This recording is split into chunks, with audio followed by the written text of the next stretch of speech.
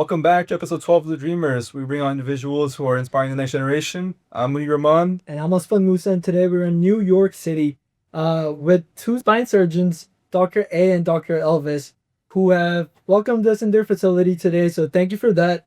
And we're going to have some great questions for you guys. So let's get in. Let's do introductions first. Dr. A is a board-certified orthopedic spine surgeon trained at Mayo Clinic, UCSF, and Memorial Sloan Kettering, known for blending elite surgical skills with deep empathy and for building his own practice from the ground up. And Dr. Elvis right here is also a board-certified orthopedic surgeon who became a global voice during the pandemic, using music as medicine to bring comfort when the world needed it the most.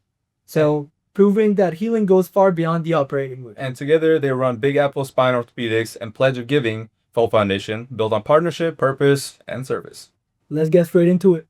All right, well, Dr. Elvis, I want to start with you. Before becoming Dr. Elvis and before all the viral moments, I want to go back to when you started and wanted to become a doctor. And then I specifically read online that you shadowed your uncle in Haiti. Yeah. I want to talk about that. Was that a specific moment in your life you say that kind of drew you towards medicine? Yeah, that's a great question. Also, thanks for coming down to Big Apple to come join us all the way in the heart of New York City. For me, the medicine is one of those fascinating things that for many of us, it's a calling. And myself, just like many others who find themselves in the halls of hospitals, I found myself at a very young age aspiring to wanting to figure out the best way that I could connect with people and help with people. I always joke and say, so I'm Haitian descent, and my father, like many Caribbean parents, they say you should be you're going to be a teacher, a lawyer, or a doctor. And so the running joke in the family was that was always something that I was aspiring towards. One of my uncles, who you mentioned, was a physician in Haiti, and at a very young age, when we'd go back to visit the island, I'd have an opportunity to shadow him, and there would be literally hundreds of people who would walk hours at a time to come seek specialty care. And from that moment on, I always felt like it would be amazing to dedicate my life to fixing broken people.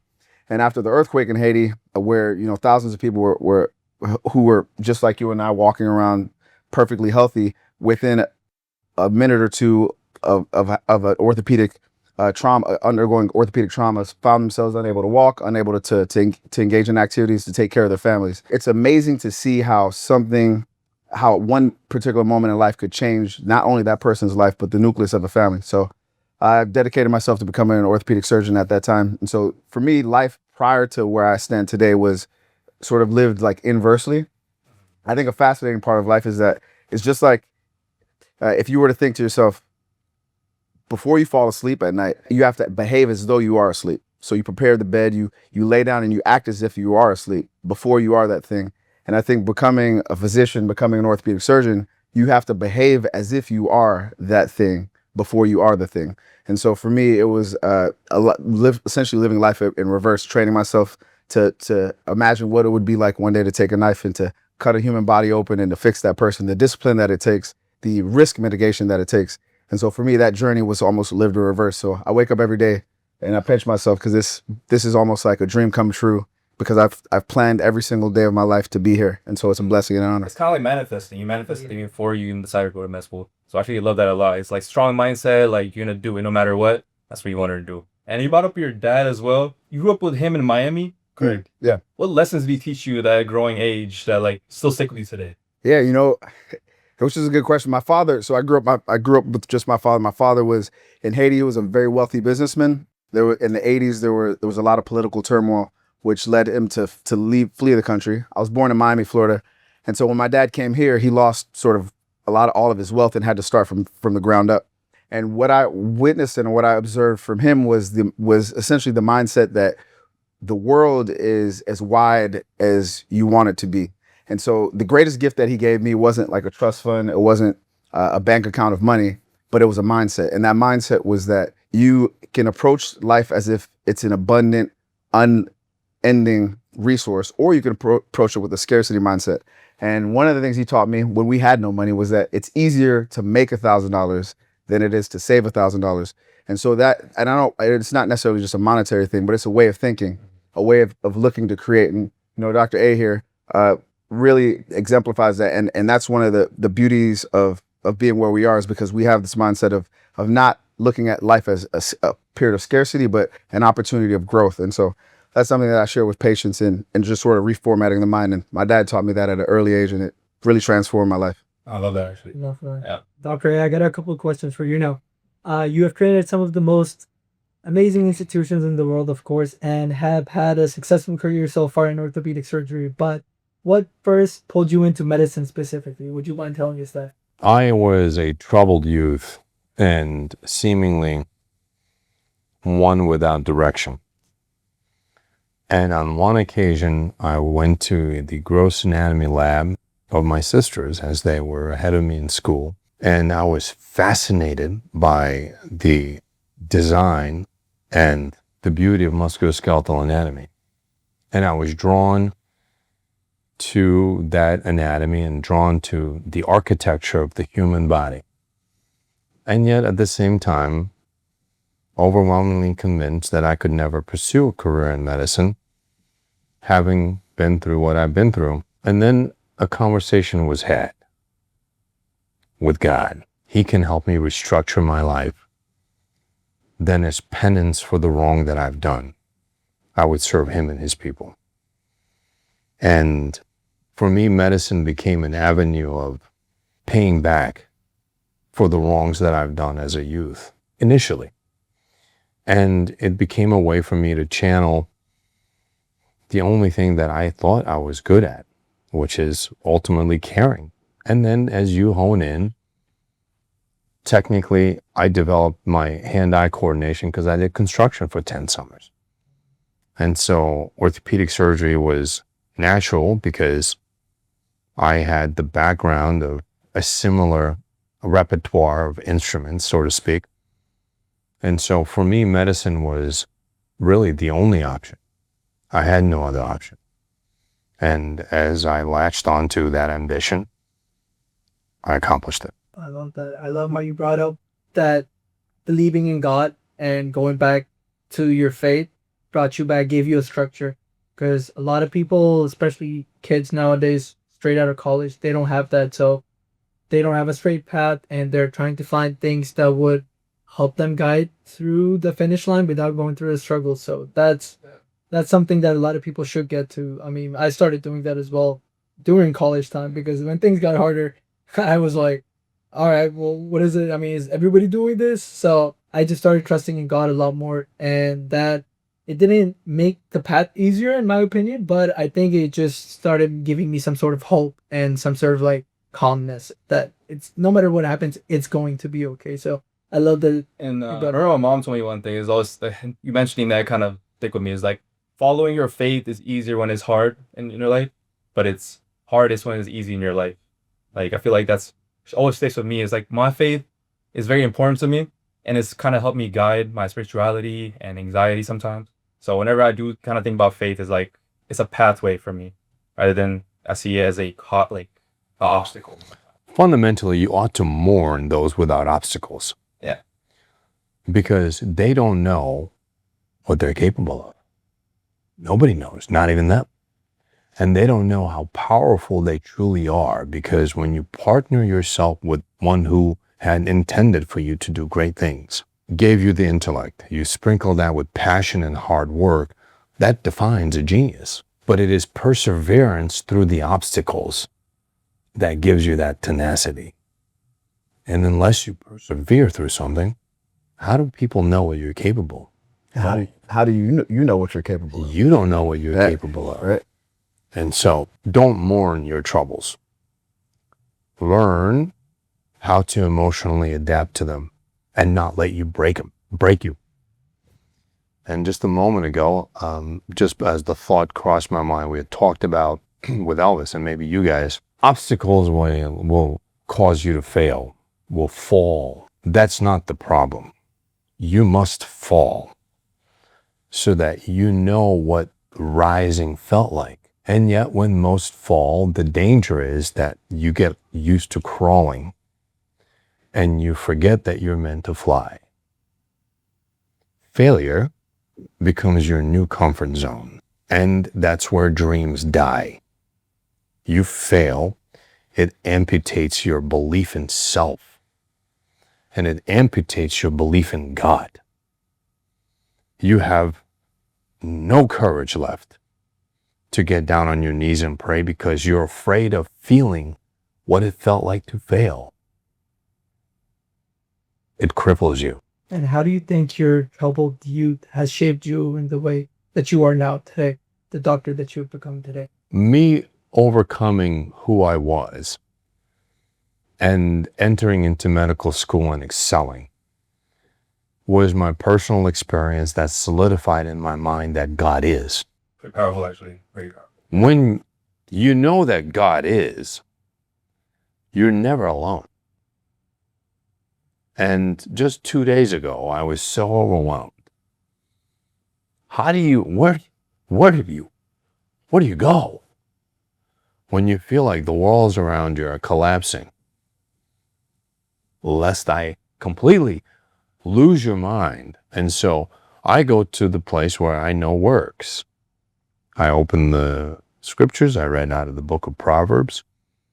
I went to the one who I know is the I am. And so that empowered me. My experience then empowers me now to go back to the same well, to drink from the same well that empowered me almost 20 years ago. I love to that. That's a very beautiful answer. Yeah. May I share a question? So I want to talk about specifically y'all's journey. You think talent matters more or resilience in a person? That's a great question. You're asking somebody who has both. Just kidding. But the beautiful part, no, I mean, which is great though, because the only way that you could have both is to actually so resilience. What does resilience mean? Resilience means that there was a test, right? Yeah. There was a test that you didn't pass, that you failed, right? The only way to have resilience is to actually take a test, fail it, a test of life, a test of courage, a test of an attempt to reach completion, and to not pass that test. And the only resilience that comes from that is actually getting back up and actually taking that test again, passing that test of life, right? Whatever that test may be. And then later on, when you're further tested, you have something to pull from. So that's a beautiful part about the question of talent versus resilience, because talent without resilience is useless. Yeah. Right? That's a gift that was something that was given to you.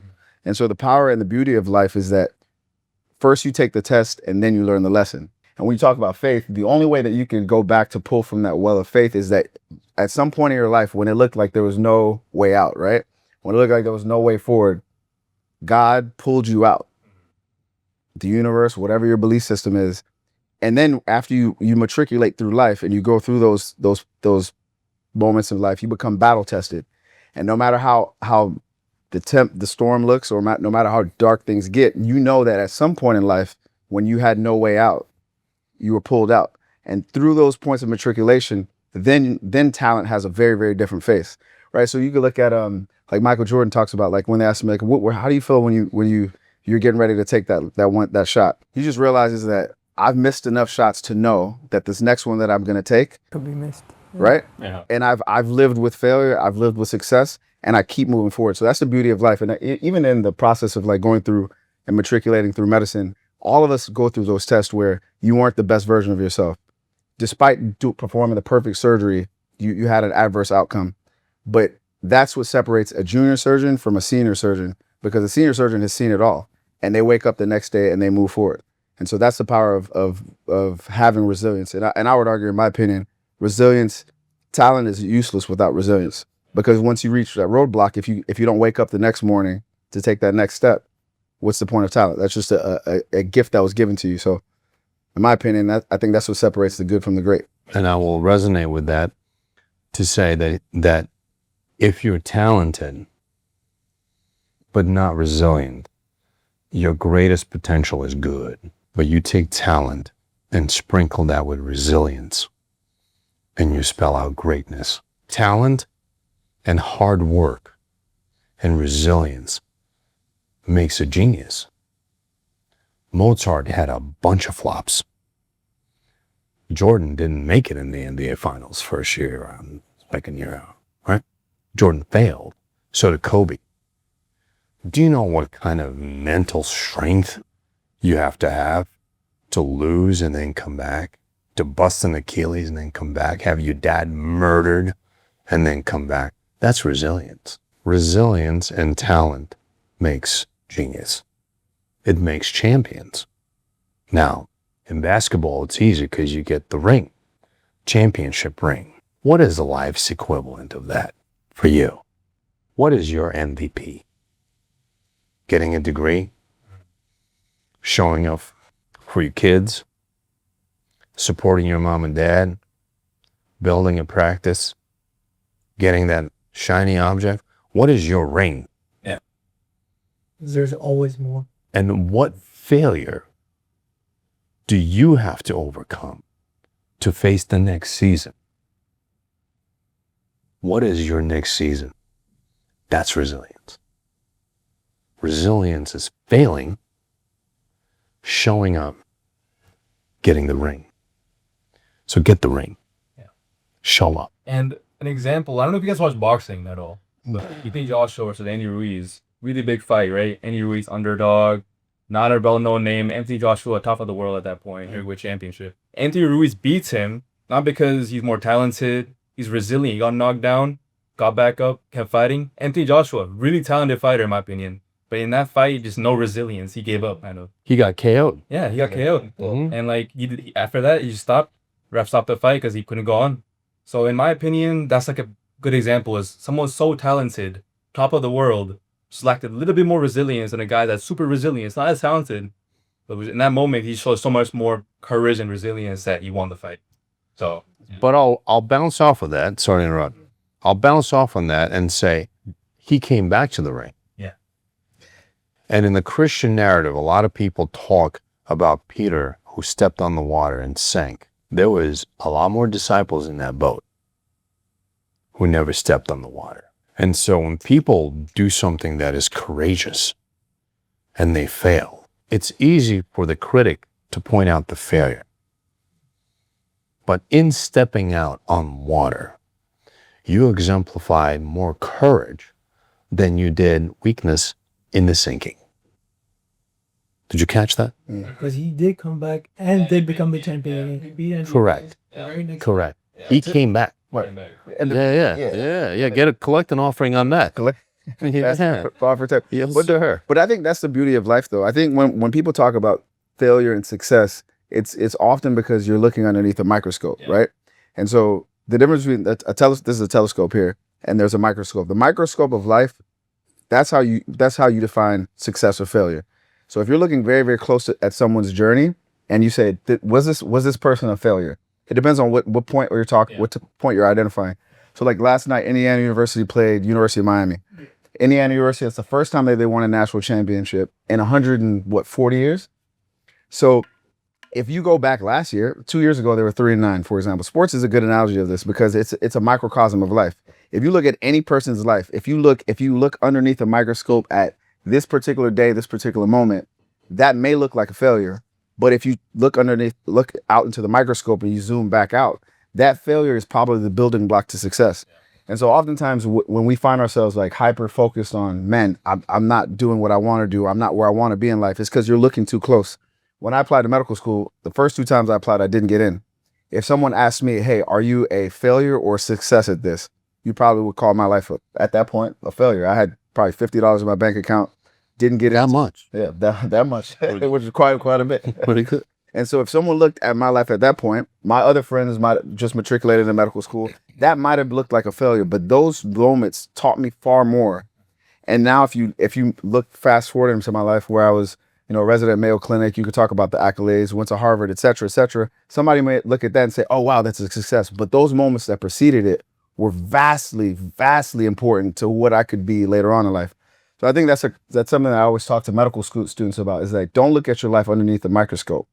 Take a step back, by a year, by a month, by a decade. And that's what you should focus on, because it's hard to fail a life.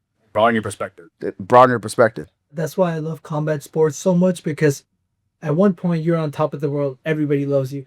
The very next day You lose. you lose and everything's gone. Everybody's hating on you, everybody's critiquing your skills that you have had for decades, and nobody's said anything. But that's life right there. Yeah. And based on that, let's move on to the next segment as well. Right, Dr. Elvis. I read some of your reviews from your clients, and they were great, actually.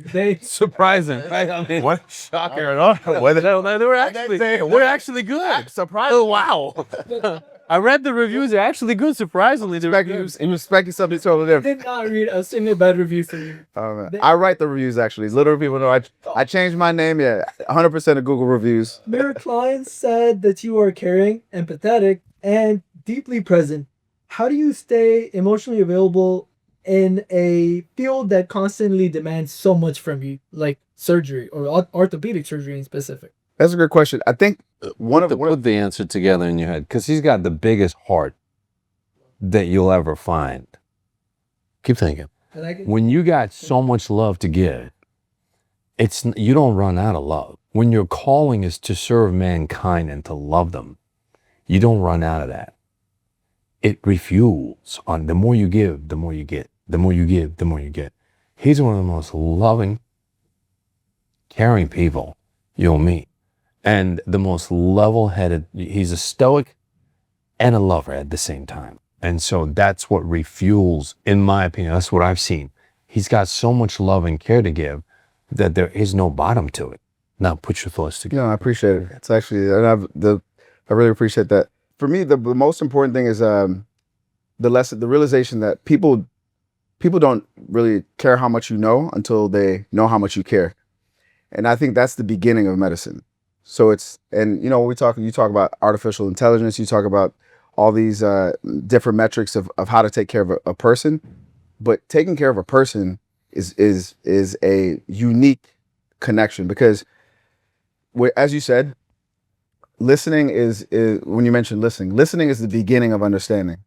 And so you can walk, if I look at an MRI or an X-ray and I think I know what the answer is, and I walk into the room and I have a conversation without listening to the patient, there's already a disconnect there. There's already a lack of treatment and care. And so, as Dr. A said, I think for me, I pride myself on caring first.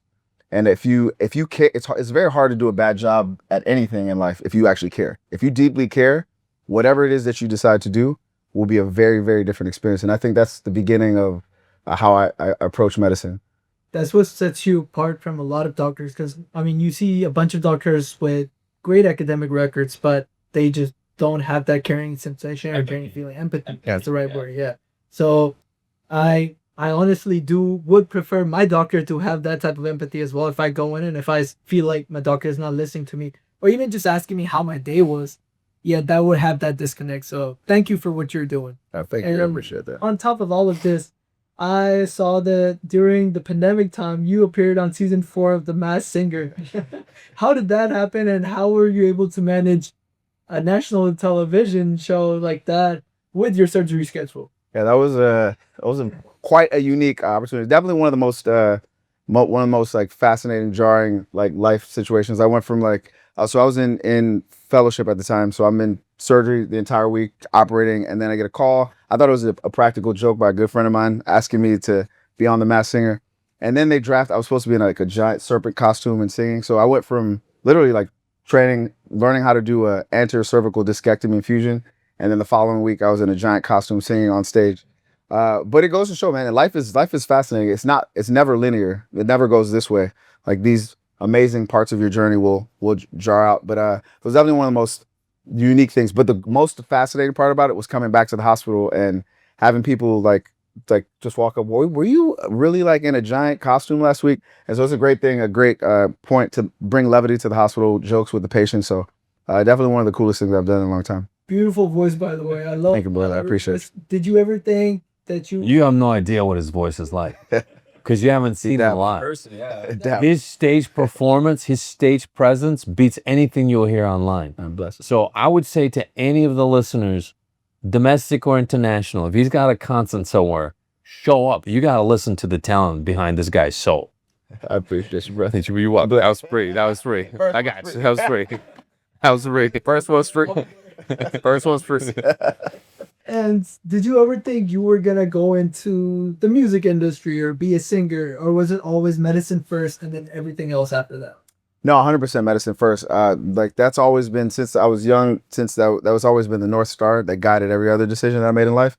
At Mayo Clinic, where we trained, there are pianos across the entire hospital. And so one of my co-residents, he plays the piano. He was playing. Yeah, I started singing, and then someone recorded, and it kind of took off and went viral, but it was never like an intention. That's what I meant earlier about life not being linear, but also like listening to life. Like this was during the pandemic where no one knew what, you know, what tomorrow looked like. There was a lot of uncertainty in a lot of ways. For me, what the light bulb that lit up for me was the realization that when doctors didn't have the answer, hospitals became very cold and removed places because they were only focused on treating the physical person. But when someone shows up at the hospital, they don't know their mom just passed away from COVID. There's that degree of uncertainty, and that human connection wasn't being addressed.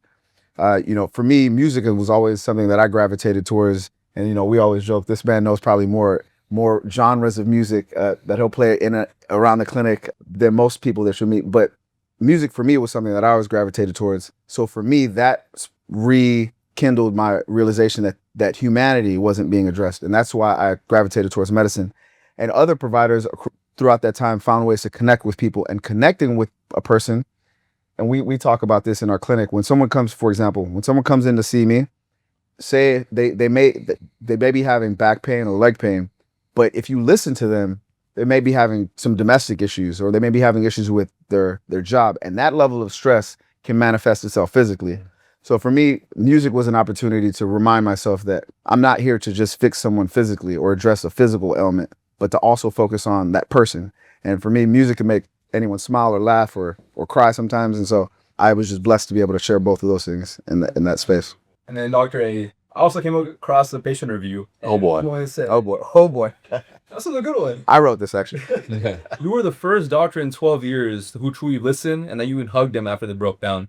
Like, after hearing something like that, how does it make you feel like you helped this person so much? The greatest human experience is a realization that somebody put their trust into your hands as it pertains to our well-being or life. That fundamentally allows us to exercise our most sacred commitment, which is the oath that we took. And yet that responsibility transcends the oath because it's our obligation before God. We do that because we're driven by a principle of making man whole.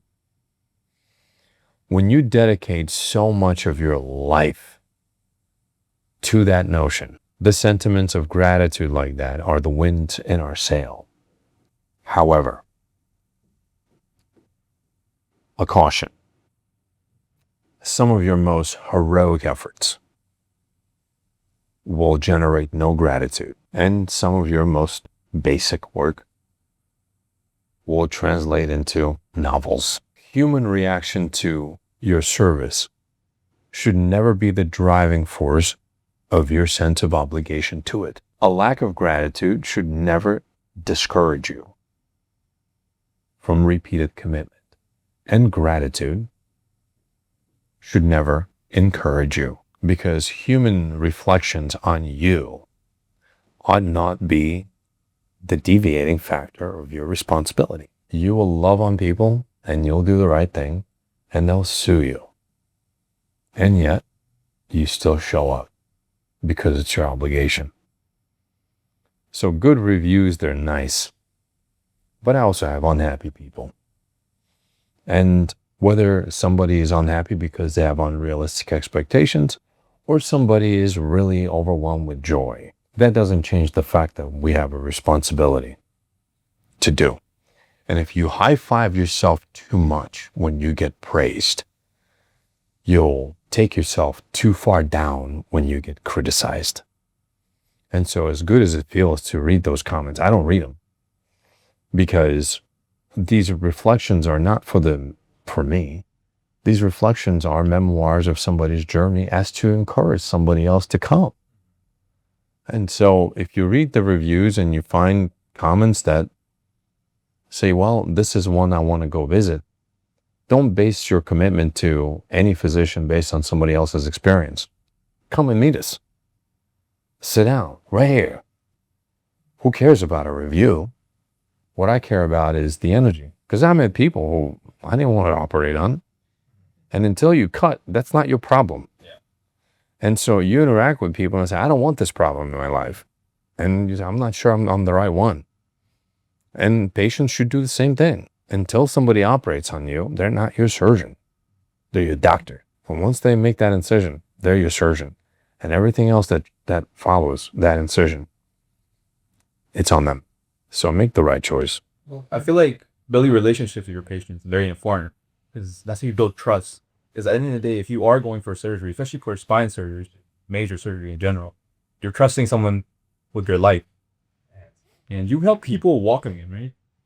Have you ever heard like from their stories on in the future to play basketball or like to play sports now? Like, how does that make you feel specifically? How you help them in their personal lives?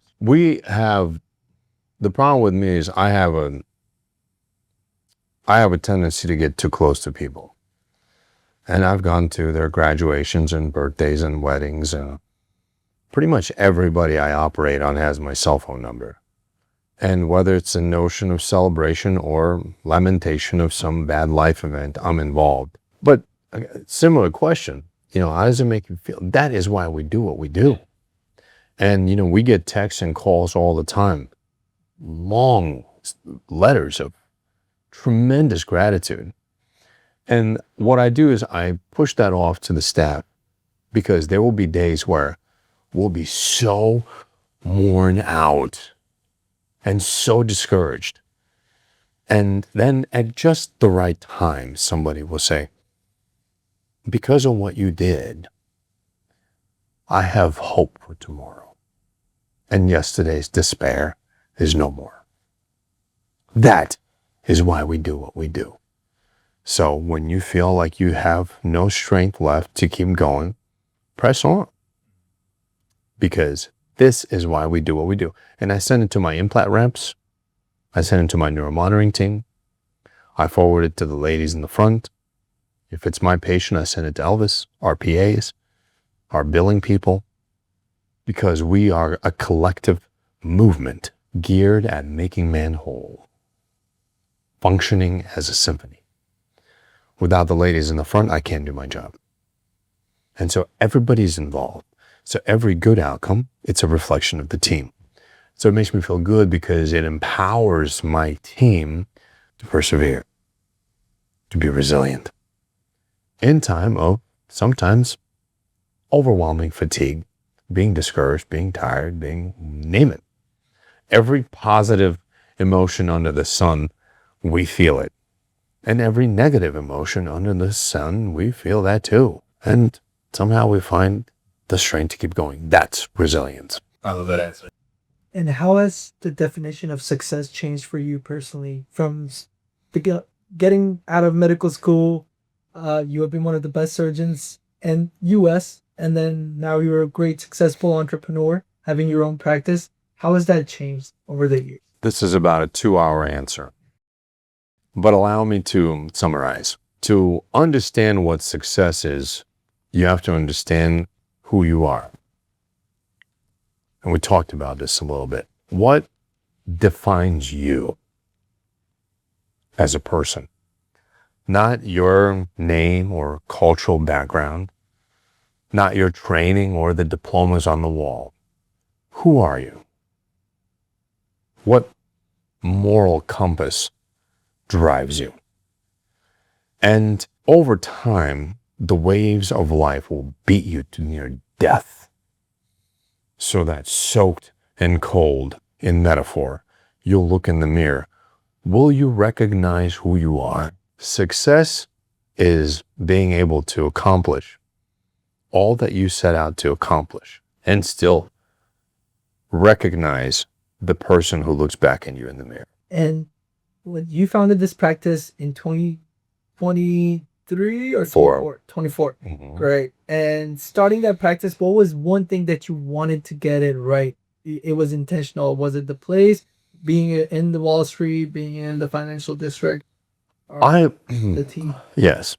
The team is evolving, and we continue to evolve. But the one thing I wanted most is to create a space, not a physical space, but a metaphorical space of excellence. I wanted to provide each patient with the opportunity to be cared for in an extraordinary way. That includes the light fixtures, the Roche Bobois furniture, my fancy suits, my good smelling doo-doo. I wanted people to come here and have an experience that is extraordinary. Part of that, a big part of that is you come here and you leave having no doubt that we care and we're committed to doing the right thing. And even though your financial situation may not be permissive, we'll still take care of you. We do the right thing because it's the right thing to do. And on these echoes, I had asked Dr. Francois to join me because, like me, he's committed to the same sentiments. And we've been able to partner together, and we're expanding now tremendously and carry that torch forward so that one day when we're gone, someone will tell our story and there will be an audience to hear. And you guys had worked before, correct? Before joining Big Apple Spinal Orthopedics. I believe when you and I talked initially, you mentioned that. We were residents together. Yeah. I'm a few years ahead of him, but he was there and I was there. And go ahead, tell the story. I love when you tell the story. I love when you tell the story. Go ahead. Well, he came to Mayo Clinic as a student, and if you looked at the wall of residents, there was no one that was blessed with this much melanin. It's a blessing. I said, look at the wall. You see anybody that looks like you? It's Minnesota. You can't go outside for 7 months out of a year because you get frostbite. Negative 30. I said, do you see people that look like you? I love you. I want you to be successful. But this may not feel like Memphis, Tennessee or anywhere else. Memphis, right? Nashville. That was in Nashville. Nashville, right? It may not feel like Nashville. It may not feel like something you're familiar with. And I'm particularly disgusted by people that are mistreated based on anything other than the fibers of their character. Yeah. And so, as a caution, I said to him, beware. He didn't take my advice. So then I went out of my way and I spoke on his behalf to the program director and the chairman. And to some extent, I may have influenced him coming there, both from a recommendation standpoint and our friendship. And he came, and it happened to be the hardest time of my life at that point. And God placed him in my life as a crutch, only to replay that narrative a year ago, when once again I was immersed in a time that I didn't think was survivable. And he was that crutch for me again. And, you know, you can put a number on contracts and our monetary potential together, but you can't put a number on the pricelessness of a truth. Yeah, so and for Don't interrupt, man. I had one more word. I had one more word to spit out. I had one more word to spit out. words of a true friend. Words of a true friend. I think a lot, you know what, one of the things that I often reflect on that storyline is just the openness and honesty, and also the realization that the conversation that we would have on life's journey were rooted in openness and honesty and truth. And that's the beginning of, you know, a decades-long friendship. You know, we had that conversation about what it would take, you know, being far removed from what my norms were. And the same way that, you know, he mentioned that I was a crutch for him at that time, he was a major crutch for me. And also a realization that for those 5 years in the cold tundra of Minnesota, if you will, that I had a roadmap on how to be successful. And he shared that roadmap with me from day one. And we talk about this often, and it's one of my favorite things to say. In Swahili, there's a proverb that says, if you want to go fast, go alone. But if you want to go far, go together. And so in life, many times you are at a fork in the road, right? You can make a left, you can make a right turn. Either of those directions that you choose to go, the person you choose to go with, the people you choose to go with, the team that you choose to have will become who you are. And it's amazing that, you know, a decade later, you know, when I'm looking at opportunities, we could land here. And that's something that What is that advice I gave you, Mayo? That advice. Yeah, that was actually, this was great advice, particularly for those who are in spaces that are hyper competitive, where in medicine, as a medical student, as a trainee, it's a very competitive space. The best test score is the person who's going to match the person with the best letters of recommendation. In the world of finance, it's dog eat dog, and a lot of times. And one of the first things he said to me that I never forgot, and this is me coming out of medical school training, he said, in a sea of sharks, don't bleed. I was like, man, what is that supposed to mean? And I found out. Let me unpack that a little bit.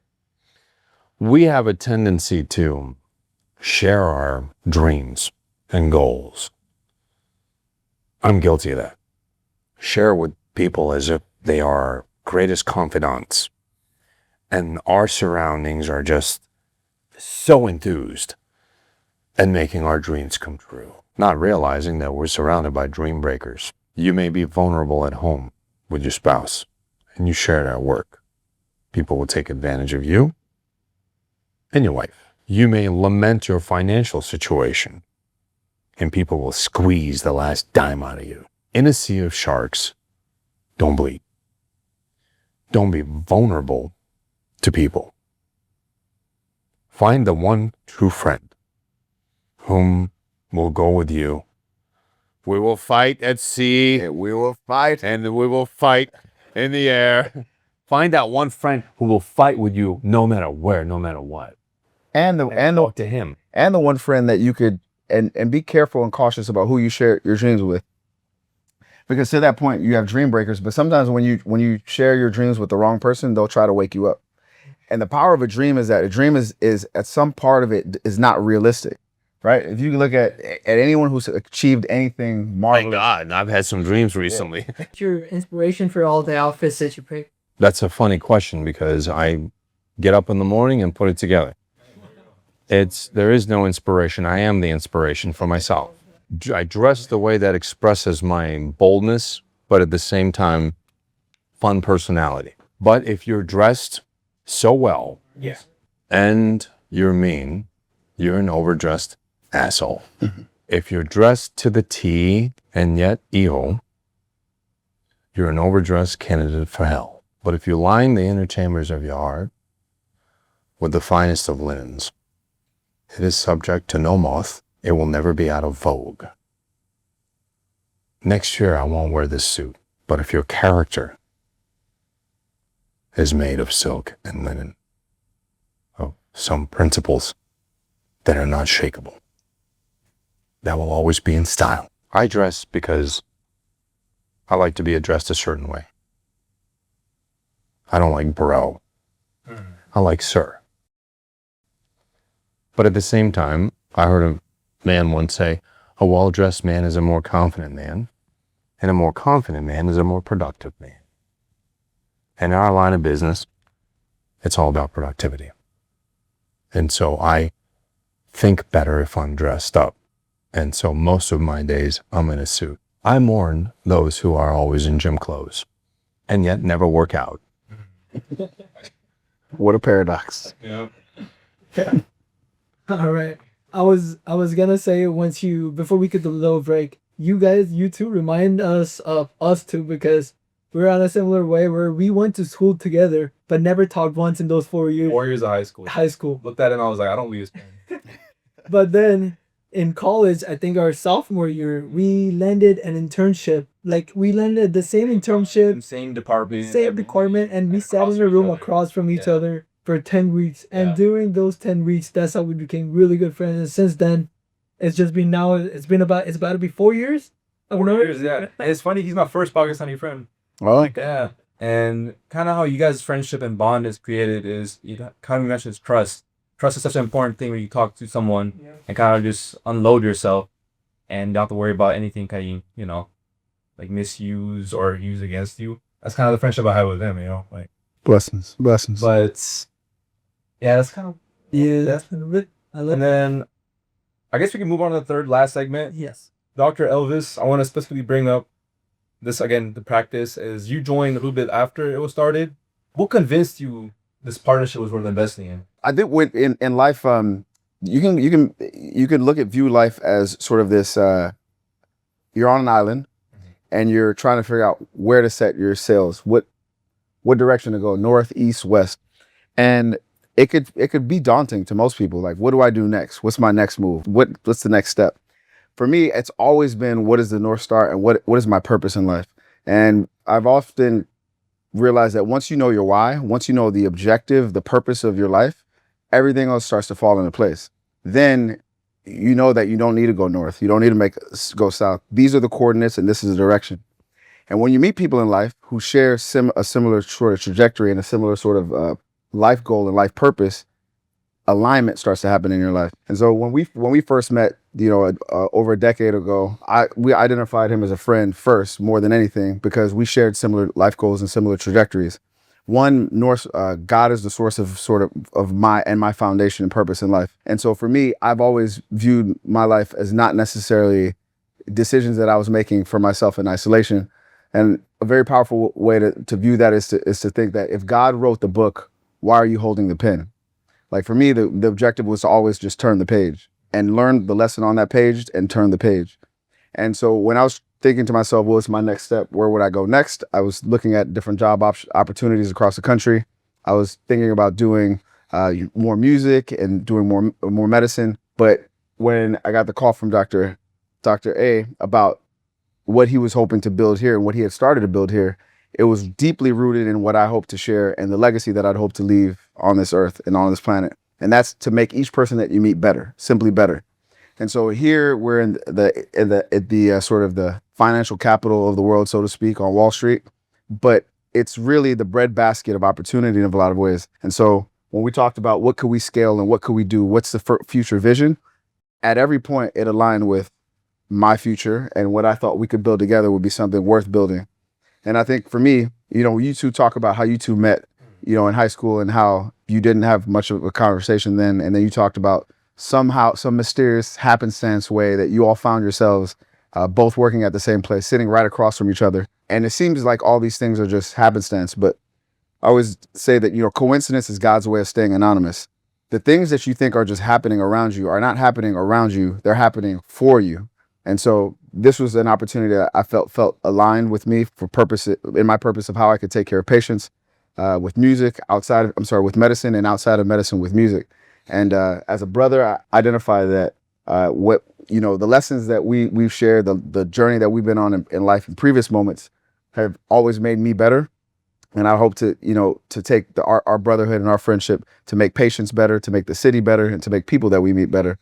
And when you know your why, life is a lot less confusing. And so I just hope that if anyone's listening to this as a dreamer, focus on that, because once that materializes in your life, it's a beautiful, beautiful existence, because it reduces a lot of the noise and you have a lot more clarity in being able to hear the voice that's guiding us all. I kind of talk about walking the path with someone that you trust is very important.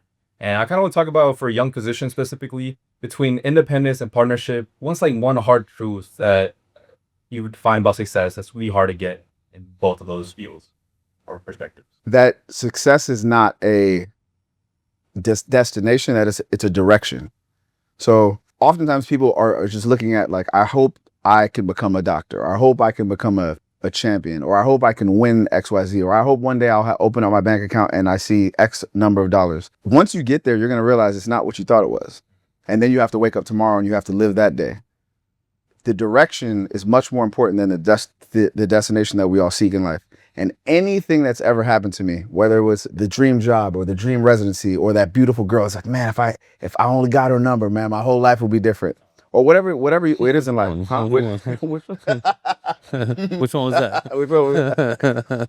But honestly though, whatever all the blessings that have happened to me in life, I realize that whenever I receive them, I still have to wake up tomorrow. And tomorrow might be a bad day, and I still have to wake up tomorrow, and that might be a good day.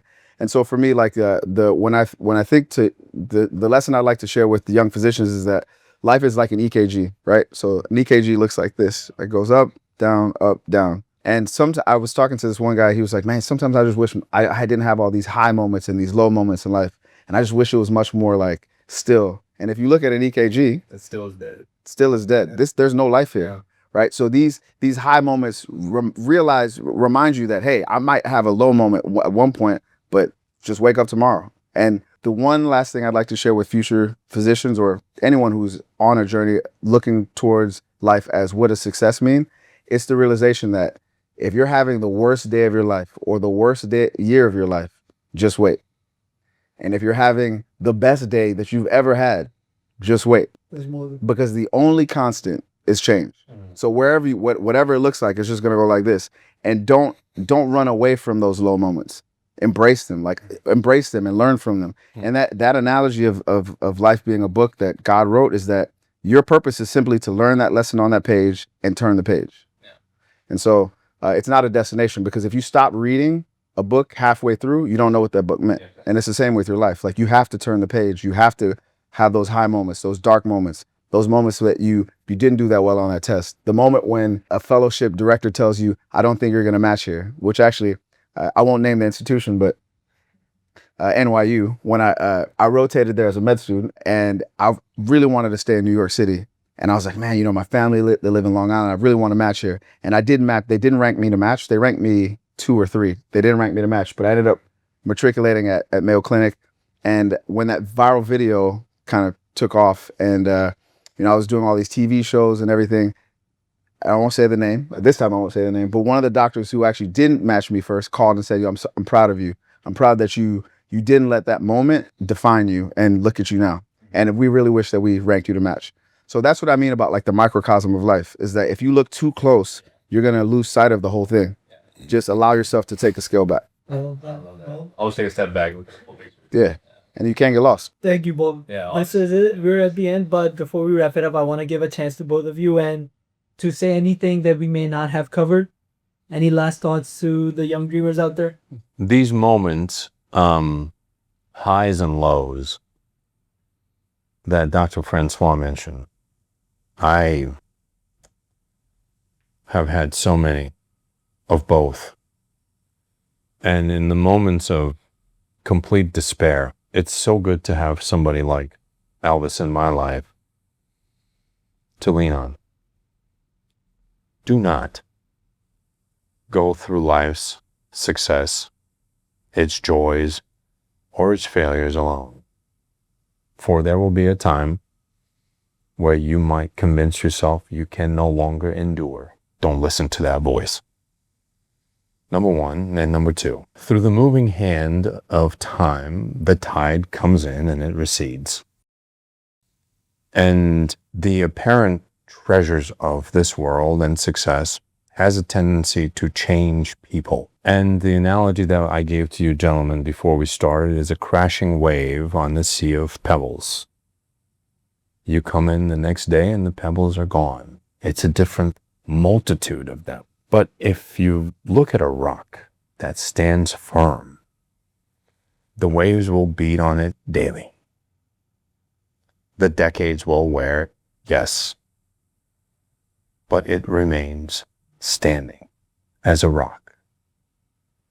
Root your identity as a person like a rock that changes not based on the tide of social popularity or norm, but based on something deeper. And if you go to a pebble beach, there is nothing awe-inspiring about the crashing waves on that beach. And yet, people will stop, park their vehicle, and watch the waves break on a rock.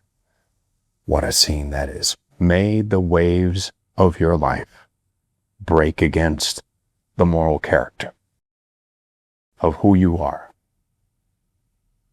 And may you live in a way that if I were to come back 10 years later, though more wrinkled you may be, you still stand who you are, not having been relocated by the tide.